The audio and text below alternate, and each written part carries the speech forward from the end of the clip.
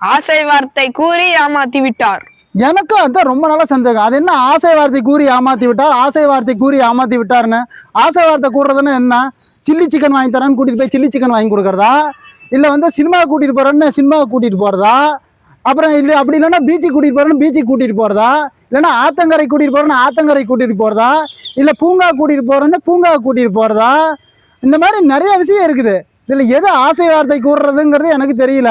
இல்ல பீஸா வாங்கி தரேன்னு அங்க கூட்டிட்டு போய் பீஸா வாங்கி கொடுக்கறதா, இல்ல தாபா கூட்டிட்டு போயிருன்னு தாபா கூட்டிட்டு போய் தாபாவில் வாங்கி கொடுக்கறதா? இது ஐஸ்கிரீமு வாங்கி தரேன்னு கூட்டிட்டு போய் வாங்கி கொடுத்து ஏமாத்துறேன்னு சொல்றாங்களா, அதை சொல்றாங்களா ஆசை வார்த்தைன்னு சொல்றாங்களா? இல்ல வண்டியில ஒரு ரவுண்டு கூட்டிட்டு போறாங்களா, அதை ஆசை வார்த்தைன்னு சொல்றாங்களா? இதுல எதுன்னு எனக்கு தெரியல. ஆசை வார்த்தை கூறி ஏமாத்துறது தப்புன்னா ஆசை வார்த்தைக்கு இணங்கி ஏமாறுறதும் தப்பு தானே? கொஞ்சம் சிந்திச்சு பாருங்க. இது யாருடைய மனதையும் காயப்படுத்துவதற்காக கிடையாது, சிந்திப்பதற்காக மட்டும்தான். வணக்கம், நான் உங்கள் பேஸ்புக் சரவணன். டாடா, போயிட்டு வரேன். யாரும் கோவப்படாதீங்க. டாடா.